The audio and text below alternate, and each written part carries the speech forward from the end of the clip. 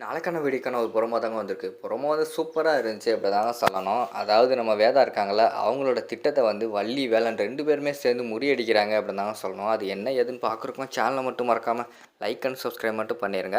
First எடுத்த உடனேயுமே வந்து நம்ம வேதா இருக்காங்கல்ல, அவங்க வந்து ஒரு பிளான் போடுறாங்க. எப்படியாவது இந்த சொத்த வந்து நம்ம பேருக்கு மாத்திரணும். இல்லைன்னா இது எப்பனாலும் வந்து பெரிய பிரச்சனை ஆயிரும். இது எப்படியாவது வக்கீல கூப்பிட்டு மாத்திரணும்னு சொல்லிட்டு, வக்கீல கூப்பிட்டு எப்படியாவது வந்து எங்க பரம்பரை சொத்த எல்லாத்தையுமே வந்து என் பேர்லயோ, இல்லைன்னா என் பையன் பேர்லயோ வந்து மாத்திரணும் சார் அப்படிங்கிற மாரி சொல்லிட்டு இருக்காங்க.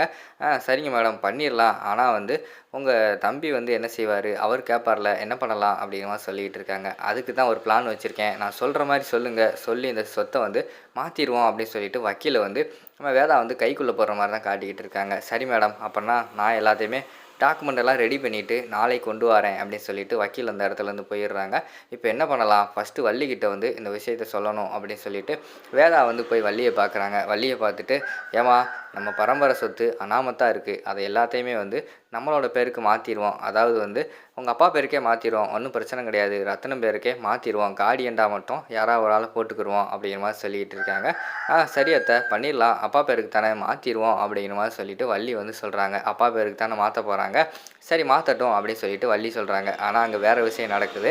மறுநாள் காலையில் வந்து வக்கீல் வந்து வராங்க. வக்கீல் வந்த உடனேயுமே வந்து பரம்பரை சொத்தை எல்லாத்தையுமே மாற்றணும் அப்படிங்கிற மாதிரி வந்து தெரியாத மாதிரி நம்ம இவங்க வேதா வந்து வக்கீல்கிட்ட சொல்கிற மாதிரி தான் காட்டுறாங்க. சரி மேடம் மாற்றிடலாம் அப்படிங்கிற மாதிரி சொன்னோடனே யார் பேருக்கு மாற்றலாம் அப்படின்னு சொல்லிட்டு அந்த இடத்துல வேதா வந்து கேட்குறாங்க. அதுக்கு வந்து வக்கீல் வந்து சொல்கிறாங்க, நீங்கள் சொல்லுங்கள் மேடம் யார் பேருக்கு மாற்றணும் அப்படிங்கிற மாதிரி சொன்னோடனையும் ரத்தின பேருக்கே மாற்றிடுங்க சார் அப்படிங்கிற மாதிரி சொல்கிறாங்க.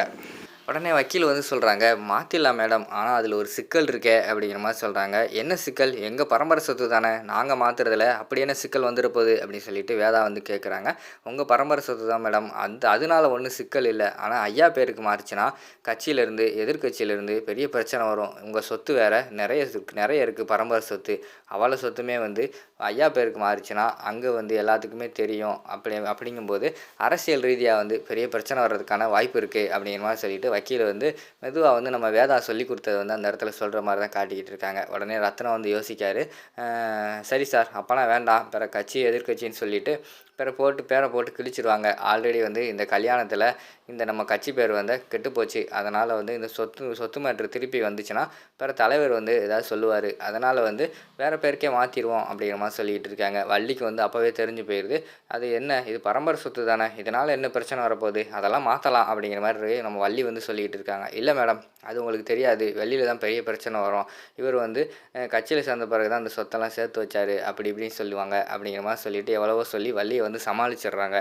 உடனே வள்ளி வந்து யோசிக்காங்க, நம்மளால் எதுவுமே தடுக்க முடியாது. உடனே வந்து நம்ம வேலனுக்கு கால் பண்ணி வர சொல்லிடுவோம். அவனால் ஏதாவது பண்ணி இந்த பிரச்சனையை தடுப்பான். இது இப்படியே போச்சுன்னா எல்லா சொத்துமே வந்து அத்தை வந்து ஏமாற்றி எழுதி வாங்கிடுவாங்க அப்படின்னு சொல்லிட்டு அவங்க யோசிக்காங்க.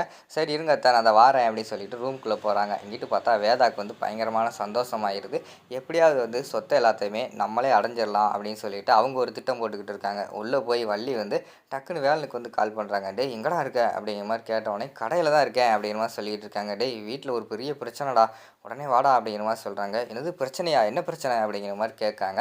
வீட்டில் வந்து இப்படி இப்படின்னு சொல்லிட்டு நடந்ததெல்லாம் சொல்கிற மாதிரி காட்டிக்கிட்டு இருக்காங்க. சொத்தெல்லாம் வந்து பறிபோக போகுது, உடனே நீ சீக்கிரமாக வந்தால் தான் இதை எப்படியே தடுக்க முடியும் அப்படிங்கிற மாதிரி சொல்லிகிட்டு இருக்கிற மாதிரி காட்டுறாங்க.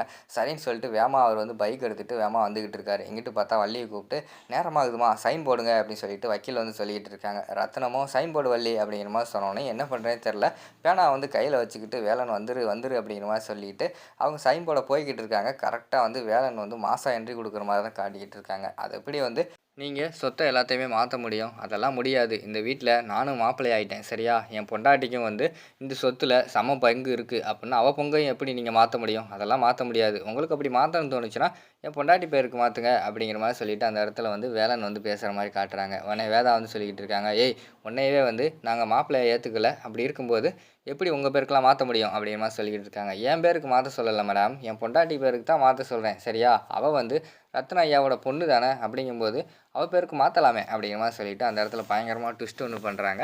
உடனே வக்கீல்கிட்ட கேட்டவொடனே, "என்ன வக்கீல் சார் அதெல்லாம் பண்ணலாம்ல?" அப்படின்னு சொல்லிட்டு வேலன் வந்து கேட்குறாங்க. பண்ணலாம் சார் அப்படிங்கிற மாதிரி சொல்லிட்டு இருக்கிற மாதிரி காட்டுறாங்க.